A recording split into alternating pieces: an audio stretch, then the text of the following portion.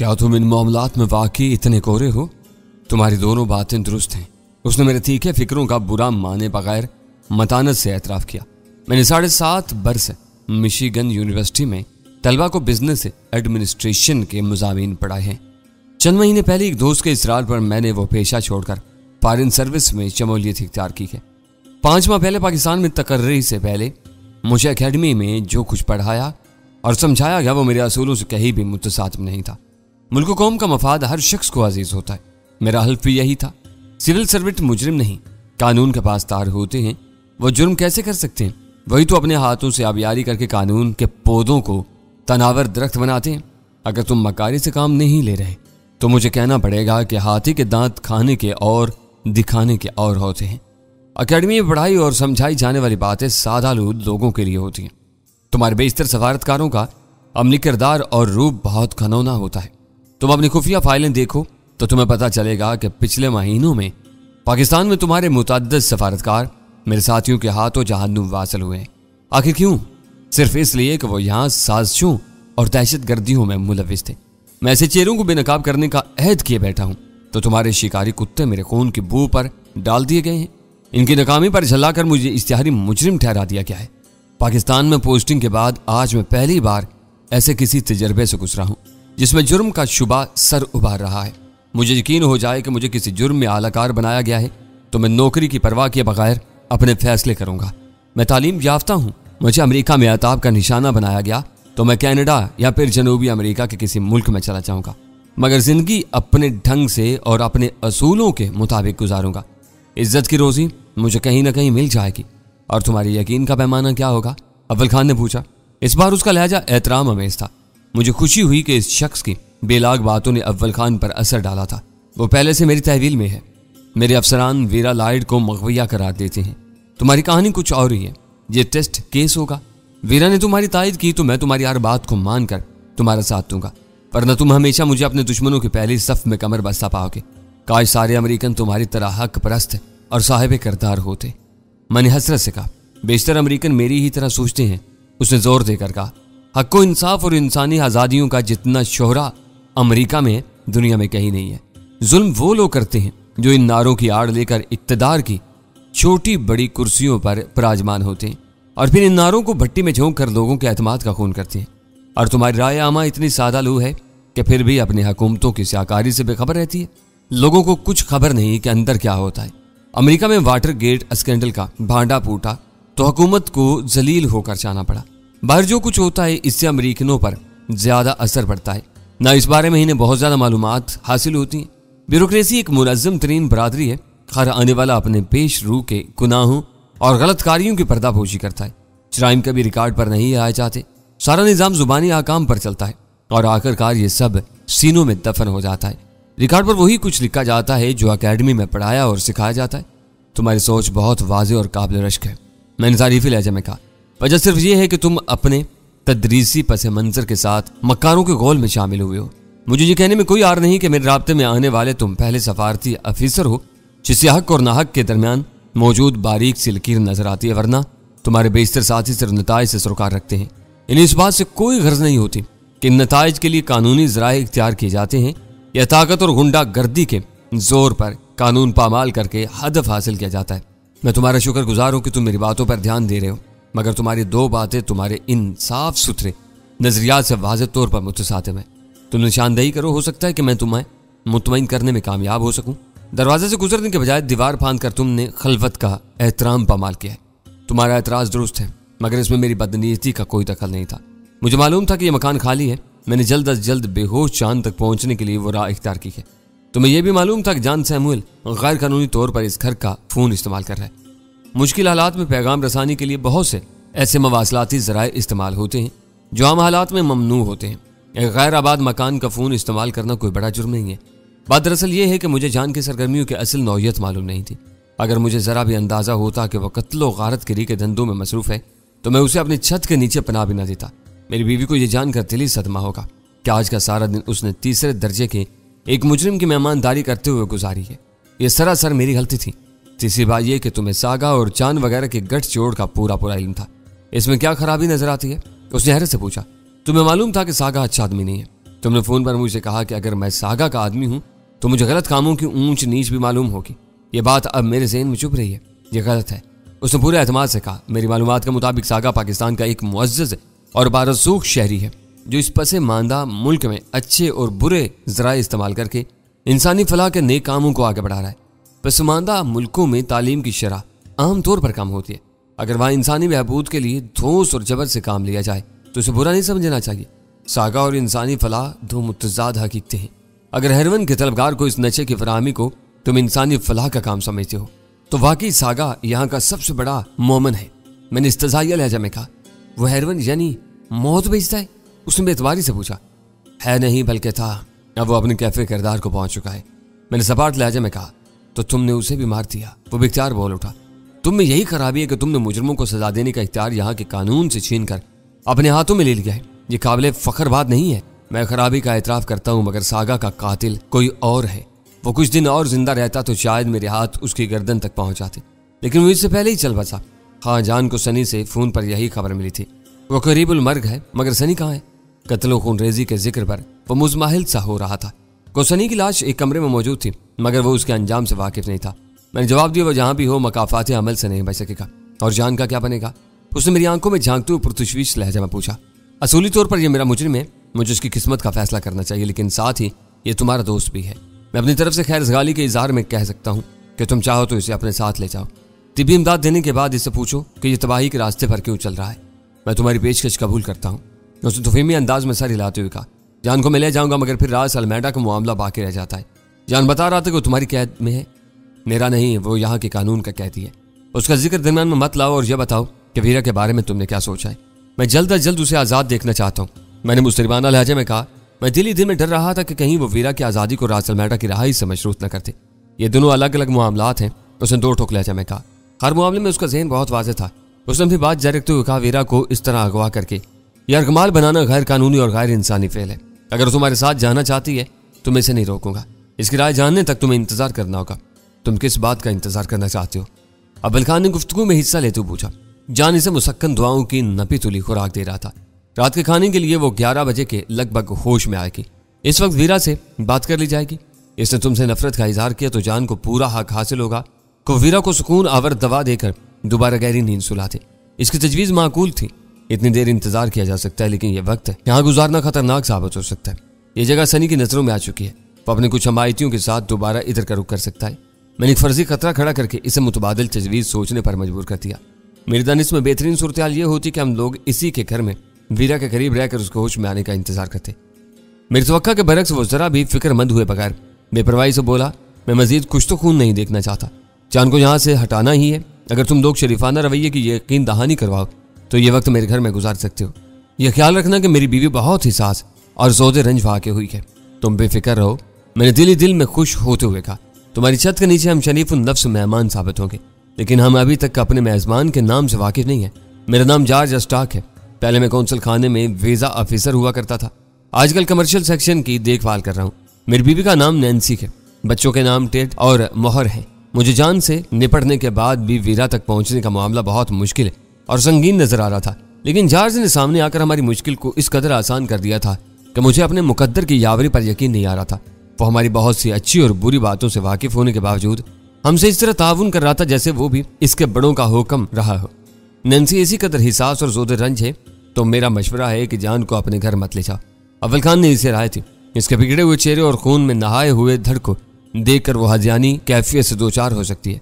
सच बात यह है कि टांगे चीर जाने की वजह से जान की काफी जिल्द फट चुकी है। बस ज्यादा मंजर कशी मत करो। जॉर्ज ने हाथ उठाकर अव्वल खान को खामोश कर दिया। तुम्हारी बात मेरी समझ में आ रही है। इसकी पेशानी पर अचानक की तफक्कुर अमेज सलवटें पड़ गई थी। तुम चाहो तो हम इसे अस्पताल पहुंचा सकते हैं। मैंने उसे एक और पेशकश की। नहीं, तुम इसके जानी दुश्मन हो। मैं इसे तुम्हारे रहमो करम पर छोड़ने का खतरा मोल नहीं लूंगा। इसने साफ गोई से काम लेते हुए मुझे टका सा जवाब दे दिया और मैं सिटपिटा कर रह गया। वगैरह सोच में डूब गया। मौका पाकर अव्वल खान मेरे करीब सरकाया और आम से अंदाज में उर्दू में बोला, सनी के बारे में झूठ बोलकर तुमने खतरा मोल लिया है। इसकी लाश यहाँ से गायब होनी चाहिए, वरना हमारे हाथ आता हुआ एक शिकार निकल जाएगा। हमने इसे मुतमईन कर दिया तो आगे चलकर यह हमारा मुखबर भी बन सकता है। अभी मैंने सनी का नाम सुना है। अव्वल खान के खामोश होते ही जॉर्ज बोल पड़ा, इसके बारे में तुम लोग अपनी जुबान में क्या बातें कर रहे हो? सनी की तरफ से मुतवक्का हमले की बात हो रही थी। मैंने जल्दी से कहा। जान को यहाँ छोड़ा गया और सनी पहुंच गया तो वो जान को जिंदा नहीं छोड़ेगा। हमने तुम्हारी वजह से अपने दुश्मन को माफ कर दिया, तो अब इसे जिंदा भी देखना चाहते हैं। ये मारा गया तो हमारा एसार राय कहाँ जाएगा? तो मशवरे करो, मैं भी सोच रहा हूँ, कोई ना कोई राह निकल आएगी। ये मुखबर बनने वालों में से नहीं है। मैंने उर्दू में अव्वल खान से कहा, यह बातें बाद में भी की जा सकती हैं, फिलहाल ये सोचो कि मुर्दे का क्या किया जाए। इस लाश का जज की नजरों में आना वाकई मुनासिब नहीं है। मैं किसी को फोन पर हदायत दे देता हूँ, हम लोगों के यहाँ से निकलने के बाद वो अपना काम कर जाएगा। अल्लाह दित्ता ये काम क्यों नहीं कर सकता? मैंने सोचते हुए कहा, वो यही मौजूद है, जरा सी देर में सनी को गायब कर देगा। किसी को कानो कान भी पता नहीं चल सकेगा कि वो यहाँ आया था। मैंने भी सोचा था, मगर वो मोटरसाइकिल पर आया है, लाश कैसे ले जाएगा? इस वक्त तुम्हारी खोपड़ी शायद कोहरा आलूद हो रही है। अगर तुम अपनी गाड़ी उसके हवाले कर दो तो किसी दिक्कत का बगैर ये काम खुश असलूबी से पूरा कर सकता है वो, और हम अपने इस नए हमदर्द से लिफ्ट ले लेंगे। उसका लहजा इस्तफसार तलब था। हम अल्लाह दित्ता की मोटरसाइकिल इस्तेमाल कर लेंगे। जांच को यह बावर करने में कोई दुश्वारी नहीं होगी कि हम दोनों मोटरसाइकिल पर सवार होकर यहाँ आए थे। वापसी पर वीरा के लिए टैक्सी ले ली जाएगी। ठीक है, तुम इसे बातों में लगाओ, मैं अल्लाह दित्ता को हदायत देकर आता हूँ। तुम हम पर एतमाद करने के लिए तैयार नहीं हो। हमारी समझ में नहीं आ रहा कि जान के लिए क्या किया जाए। मैंने कदरे तवक्कुफ के बाद थकी हुई आवाज में जाहिर से कहा, तुमने इस बारे में क्या सोचा? मैं दूसरों से ज्यादा अमेरिकन नहीं हूँ। उसने कदरे चिड़चिड़े लहजे में जवाब दिया, अगर जान की कोई अहमियत है तो इसके बारे में दूसरों पर भी बराबर की जिम्मेदारी आयद होती है। बात मेरी समझ में नहीं आई। मैंने उलझन महसूस करते हुए कहा, यहाँ जो होना था वो हो गया। मैंने पूरी जिम्मेदारी से अपना काम निभाया। इससे आगे मेरी मजबूरियां हाय हैं। मैं कौंसल खाने के रेजिडेंट मेडिकल ऑफिसर को मुतल्ला किए देता हूँ, वो खुद ही एम्बुलेंस भेजकर जान को यहाँ से उठवा लेगा। वो भी अमेरिकी कौमियत का हामिल है, उसे मेरा हाथ बटाना होगा। इसकी वो तजवीज़ काबिल अमल होने के साथ साथ खतरनाक भी थी। हमारी मौजूदगी में जो लोग जान को लेकर जाने के लिए आते, इनका जाज के ख्याल से मुत्तफिक होना कतई जरूरी नहीं था। हमारी मौजूदगी की इतला मिलते ही वह महाजराई पर कमर बस्ता हो सकते थे। अगर एम्बुलेंस की आमद के साथ वहां कोई नया टकराव शुरू हो जाता तो वीरा को निकाल ले जाने का मामला कठिनाई में पड़ सकता था। मेडिकल ऑफिसर को तुम क्या कहानी सुनाओगे? मैंने तशवीश से सवाल किया। कहानी की जरूरत ही नहीं, जो हुआ है वो साफ साफ बता दूंगा। इस खपती के अजाइम खतरनाक थे। इससे कुछ बाई नहीं था कि सदाकत और इंसाफ का परचम बुलंद रखने की धुन में वो हमारा बेड़ा गर्क करने के पूरे पूरे असबाब मुहैया कर देता। तुम्हारी इस कहानी में हमारा जिक्र भी आएगा। मैंने तायद तलब लहजे में पूछा। लाजमी बात है, जान खुद ब खुद जख्मी होकर तो अपने हाथ पैर नहीं बांध सकता। तुम ये जिम्मेदारी मफरूज सनी पर भी डाल सकते हो। मसलहत की खातिर बोला जाने वाला झूठ झूठ नहीं कहलाता। मैंने जोर देकर कहा। इस वक्त तक अव्वल खान मौका पाकर खामोशी से बाहर खिसक गया था, लेकिन मसलहत अमेज झूठ भी क्यों बोला जाए? मैंने बातें छुपाई तो जान होश में आकर सब कुछ बता देगा। इससे बेहतर है कि मैं द्रोह कोई ना करूं। यह मेरा वादा है कि इसके पूछे बगैर मैं ये नहीं बताऊंगा कि तुम लोग इस वक्त भी मेरे मकान में मौजूद हो। मेरा मकसद किसी को पकड़वाना या सजा याब करवाना नहीं है। मैं सिर्फ और सिर्फ जान की जिंदगी बचाने का ख्वाहिशमंद हूँ। सुनो जॉर्ज, मैंने उसके कंधों पर हाथ रखकर उसकी आंखों में झांकते हुए कहा, तुम एक अच्छे आदमी हो। झूठ, फरेब और मकारियों के इस दौर में तुम जैसे लोगों का दम गनीमत है। इस एहतराम की वजह से हमने हथियार वापस रख लिए हैं और तुमसे कोई बिगाड़ पैदा किए बगैर वापस जाना चाहते हैं, वरना हमारे सामने मुतबादल रास्ता भी मौजूद था। जान बता चुका है कि वीरा तुम्हारे घर में है। तुम्हारे नन्हे से सर पर जख्म लगाकर हम तुम्हें भी जान के साथ इस कमरे में बंद करते और तुम्हारे घर में घुस जाएं तो कौन हमें रोक सकेगा? इस खौफनाक कार्रवाई से हिसास और नरम दिल नैन्सी दहशत ज़दा हो जाएगी। तुम्हारे लिए मसाइल खड़े हो जाएंगे, मगर हम बहुत आसानी से वीरा को निकाल कर ले जाएंगे। दुनिया की कोई ताकत हमें नहीं रोक सकेगी। मैं तुम्हारी धमकी समझ रहा हूँ, वो बेचैनी से बोला। तुम चाहो तो मुझे गोली भी मार सकते हो। हम बेमकसद खूनरेजी नहीं करते, हम दहशत गर्द नहीं हैं। मैं तुम्हें यह बता दूं कि मैंने तुम्हें धमकी नहीं दी है, हकायक से आगाह करने की कोशिश की है। अब तुम्हारा रवैया कुछ भी हो, हम तुम पर तशद्दुद करके तुम्हारे अहल खाना को हरगिज़ हरासा नहीं करेंगे। मुझे मालूम है कि ऐसे सदमात से गुजरने वाले बाज़ अफराद उम्र भर के लिए अपना ज़हनी तवाज़ुन तक खो बैठते हैं। नैन्सी पर यह जुल्म नहीं किया जा सकता। मैंने तल्ख कलामी के बजाय नरम और हमदर्दाना लहजे में उसे वही समझाने की कोशिश की थी जो वो समझ रहा था।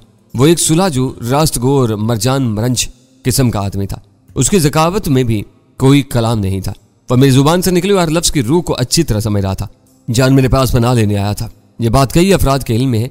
अब वो जान जख्मी बल्कि बेहोशी की हालत में बंधा हुआ पड़ा है। तुम्हारे जिक्र के बगैर जान की इस दुर्गत का जवाब कहाँ से पैदा किया जा सकता है? मुझे अंदाजा हो चुका है कि झूठ बोलना तुम्हारे मिजाज के खिलाफ है। ये बात तुम्हारे बड़े और साथी भी जानते होंगे। तुम एक मरतबा जो कुछ बता दोगे उस पर यकीन कर लिया जाएगा। तुम्हें जिरा का सामना नहीं करना पड़ेगा। मसला तो यही है कि मैं इन्हें क्या बताऊं, मैं ऐसी कहानी कहाँ से लाऊं जो तुम्हारे लिए भी काबिल कबूल हो। जान तुम्हारे पास रिपोर्ट था, लेकिन तुमको वो जवाब दे नहीं था। तुम्हें कुछ भी नहीं मालूम कि वो किन लोगों से और किस किस्म के राब्ते कर रहा था। 10 बजे वो तुम्हारे अहाते की दीवार कूद कर एक अहम काम के बहाने सरदार वजाहतुल्लाह के अहाते में पहुंचा। इसे 10 मिनट बाद आने का वादा किया था। जब ज्यादा देर होगी तो तुम इस रास्ते से यहाँ पहुंचे और तुम्हें जान मौजूदा हालत में नजर आया। तुम्हें वो पुलिस केस नजर आ रहा था, इसलिए तुमने इसे छेड़ना या उठाकर अपने घर ले जाने की कोशिश नहीं की, बल्कि अपने मेडिकल ऑफिसर को मुतल्ला करने का फैसला कर लिया। उसकी आंखों में हैरत तैरने लगी।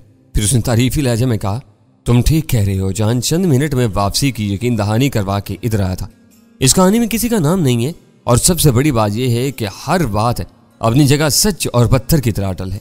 खुशी की बात है कि मेरा मशवरा तुम्हें काबिल कबूल महसूस हो रहा है। अब इंतजार की क्या जरूरत है, मैं यहीं से डॉक्टर को फोन के देता हूँ। अभी 10:30 भी नहीं बजे, थोड़ा सा वक्त गुजर जाने दो। तुम्हारा इतनी सुरात से तफ्तीश के लिए निकल पड़ना दूसरों के जहन में भांत भांत की शुबहात को जन्म दे सकता है। वो एक बहाना था, हकीकत ये थी कि मैं अव्वल खान को इतनी मोहलत देनी चाहता था कि वो अल्लाह जित्ता को सनी की लाश के बारे में पूरी बात समझा कर वापस लौटाए, ताकि अल्लाह जित्ता हमारे जाते ही अपना काम कर सके। तुम्हारा कहना है कि हमारे मिशन की तरफ से तुम्हारे ऊपर आयद किए हुए इल्जामात बेबुनियाद हैं। चंद सानियों की तवक्कुफ के बाद जॉर्ज अस्टाक ने पुरख्याल लहजा में पूछा, यह मेरा कहना नहीं, हकीकत है। तुम ये क्यों नहीं सोचते कि पाकिस्तान में भी किसी न किसी हद तक कानून की हुक्मरानी है? अगर मैं इतना ही खतरनाक मुजरिम था तो मकामी हुकाम एक तवील मुद्दत तक मुझे क्यों नजरअंदाज करते रहे? आखिर क्या सबब है कि मेरी और रास अलमेडा की लड़ाई छिड़ते ही मेरे ऊपर इल्जामात की बौछार कर दी गई? मुकाबलों में मार खाने के बाद वो लोग दूसरे हरबों से मुझे जेर करना चाह रहे हैं। इसी वक्त अव्वल खान बाहर से लौटा। उसकी आंखों की चमक बता रही थी कि उसे अपने इंतजामात में कोई गैर मामूली कामयाबी हासिल हुई थी। चार्ज ने सरसरी नजरों से उसकी तरफ देखा, फिर बोला, मकामी हुकाम की चशम पोशी की वजूह बताई जाती है। सुनने में आया है कि तुम बाज हिस्सास एजेंसियों के इन्फार्मर भी हो, वही तुमको बचाती हैं। इसका मतलब है कि तुम्हारे बड़े एक सरकारी इन्फार्मर से लड़ रहे हैं। मैंने इस्तेज़ाइया लहजे में कहा, अगर उनको मालूम है कि मैं किसी एजेंसी का इन्फार्मर हूं तो उन्हें मुझसे दूर रहना चाहिए। इस मुल्क में रहकर यहाँ के किसी भी सरकारी एहलकार के खिलाफ काम करना सफारती आदाब के मुनाफी है। मुझ पर झूठा सच्चा इल्जाम लगाने के चक्कर में वो लोग खुद ही अपने गुनाहों का एतराफ करते फिरते हैं। मालूम हो रहा है कि हमने ये रात जान के सोग में इसी के सराहने गुजारने का फैसला कर लिया है। अव्वल खान ने बुलंद आवाज में दखल अंदाज होते हुए हम दोनों को टोका। ओह, चार्ज यक भैया मुस्तरिब हो क्या? देर होने से नैन्सी परेशान हो जाएगी। मैं डॉक्टर मोंडियल को अपने घर से भी फोन कर सकता हूँ। और फिर वीरा का किस्सा भी तय होता है। हम दोनों उसके साथ दरवाजे की तरफ पलटे, मगर वो जाते जाते जमकर खड़ा हो गया। चंद सानियों तक वो बारी बारी हम दोनों को घूरता रहा, फिर सपाट आवाज में बोला, ये न समझना कि तुमने अपनी बातों में उलझाकर मुझे बेवकूफ बना लिया। मैं सोच समझ कर तुम्हें अपने घर ले जा रहा हूँ। मुझे तवक्का है कि वहां तुम मेरे या मेरे बाल बच्चों के लिए किसी किस्म की दुश्वारियां खड़ी नहीं करोगे। मैंने अपनी जेब से सनी का भरा हुआ रिवाल्वर निकाल कर उसकी तरफ बढ़ा दिया और कहा, खैर सगाली के इजहार में मेरी तरफ से यह तोहफा कबूल करो। हमें से कोई अपने वादे से इनराफ करे तो इसे इसी रिवाल्वर से शूट कर देना। हमारे बर्ताव से तुम्हें कोई परेशानी नहीं होगी। उसने मेरे हाथ से रिवाल्वर ले लिया और उसे चेक करके सेफ्टी केच लगाया और फिर अपनी जेब में डाल दिया। वो एक झटके से वापसी के लिए चला तो मैंने राहदारी का एक बल्ब रोशन कर दिया। बिल्ली के थैले से बाहर आ जाने के बाद वो एहतियाती तदाबीर अपनी अफादियत खो बैठी थी। वीरान इमारत के फर्श पर हमारे कदमों की आवाज बहुत नुमाया थी। ये कदरी अजीब सी बात थी कि सरदार वजाहतुल्लाह ने कमरों में पूरे फर्श पर दबीज कालीन डलवाते हुए राहदारियों को नजरअंदाज कर दिया था। इस फर्श का एक फायदा जरूर था कि कमरों में मौजूद अफराद को आने जाने वालों की आहटों से अपने आस पास से होने वाली नकलो हरकत का मुकम्मल इल्म हो सकता था। और शायद इस कंगाल करोड़पति की सोच भी यही रही हो। जरा इस कमरे में चलो। अव्वल खान ने जॉर्ज अस्टाक से फरमाइश की तो मेरा दिल उछल कर हल्के में आ गया। वो इसी कमरे की तरफ इशारा कर रहा था जिसमें सनी की बिगड़ी हुई लाश मौजूद थी। सनी से इस कमरे में हमारा टकराव हुआ था। अव्वल खान ने एक दीवार गिर बल्ब रोशन करके कहा, फिर वो मैदान छोड़कर भाग निकला। यहाँ गर्दो गुबार पर तुम्हें जद्दोजहद की अलामात मिल जाएंगी। इस वक्त कमरा खाली पड़ा हुआ था। मैं समझ गया कि अव्वल खान मुझे अपनी कारकर्दगी से आगाह करने के लिए इस कमरे में दाखिल हुआ था। उसने अल्लाह दिता को महज हदायत देने के बजाय सनी की लाश अपनी गाड़ी में डालकर वहां से रवाना कर दिया था। हमारे हिसाब से मैदान साफ हो चुका था। तो मुझे इस कमरे में क्यों लाए हो? जॉर्ज ने उलझ कर अव्वल खान से पूछा। महज तुम्हारी तसल्ली के लिए, अव्वल खान ने दीदा दिलेरी से कहा, वरना तुम ये भी सोच सकते थे कि हमने सनी को मार कर कहीं डाल दिया है और तुमसे गलत बयानी कर रहे हैं। इस वक्त सब कठपुतलियां हैं। मेरी नजरों में सिर्फ दो अफराद की अहमियत है। उसने कमरे से निकलकर दोबारा नकासी के रास्ते की तरफ बढ़ते हुए कहा, जॉन सैमुअल और वीरा लाइट। जॉन को जिंदा रहने का हक हासिल है और वीरा को इसकी मर्जी के मुताबिक तुम्हारे या जॉन के साथ रहने की आजादी मिलनी चाहिए। सनी सिर्फ एक बहाना था, जॉन की बदकिस्मती का बहाना। वाया और जॉन के लिए एक मुश्किल सूरत-ए-हाल पैदा करके चला गया। मैं लिख कर दे सकता हूं कि जॉन को अपनी दुनिया की कोई ताकत नहीं बचा सकेगी। अव्वल खान उर्दू में बुड़बुड़ाया है। इसका जख्मों से काफी खून बह चुका है और बंद पपोटों के नीचे इसकी आंखों की पुतलियां बहुत ऊपर जा चुकी हैं। सुबह होने से पहले वो भी जहन्नुम वासिल हो जाएगा। जॉर्ज अव्वल खान की जुबान से उर्दू सुनकर चौंका था। मैंने इसे इत्मीनान दिलाने के लिए नाखुशगवार लहजे में अव्वल खान से कहा, तुम जान के लिए अपने इन हमदर्दाना जज्बात का इजहार उर्दू के बजाय अंग्रेजी में भी कर सकते थे। तुम्हारे उर्दू बोलने से जॉर्ज के ज़हन में शकूक व शुबहात पैदा हो सकते हैं। फितरी बात है, चार्ज ने मेरी तायद की, मगर यह बात भी अपनी जगह अटल है कि इस्तरार या बेसाख्ती की आलम में हर शख्स अपनी मादरी जुबान ही बोलता है। वैसे ये क्या कह रहा था? सॉरी चार्ज, अव्वल खान ने संजीदगी से कहा। मुझे जान की हालत तशवीशनाक लग रही है, मगर मुझे ये बात अंग्रेजी में कहनी चाहिए थी। इन नाजुक लम्हात में बाहमी एतमाद सबसे ज्यादा अहम है। तुम लोगों की गाड़ी किस तरफ है? जॉर्ज ने बाहर खुली फिजा में पहुंचने के बाद पूछा। अब हम दीवार के बजाय गेट से मकान में दाखिल होंगे। अपनी गाड़ी इसी तरफ ले चलो। अब मोटरसाइकिल पर आए हैं, अव्वल खान ने कहा। तुम डैनी के साथ चलो, मैं मोटरसाइकिल उतर ले आता हूँ। बाहर फैली हुई तारीकी में मेरी मुतजस्सिस निगाहें अरसम तुम्हें तोड़ रही थी, लेकिन अल्लाह जित्ता का कहीं पता नहीं था। ना अव्वल खान की गाड़ी कहीं मौजूद थी। बहुत खामोशी के साथ सनी की लाश ठिकाने लगाने के मिशन पर रवाना हो चुका था। अगर आज के दौर में सफारती कामों का मतलब है साजिशों को परवान चढ़ाकर नापसंदीदा लोगों की सरपरस्ती करना रह गया है, तो ये काम मुझे रास नहीं आ सकेगा। मेरे साथ अपने घर की तरफ जाते हुए जॉर्ज खुद कलामी के अंदाज में आज़ुर्दगी से कहने लगा, मेरे लिए तालीम व तदरीस का पेशा ही बेहतर था। सियासत और सफारत कनात पसंद या रास्तबाज लोगों के लिए नहीं होती।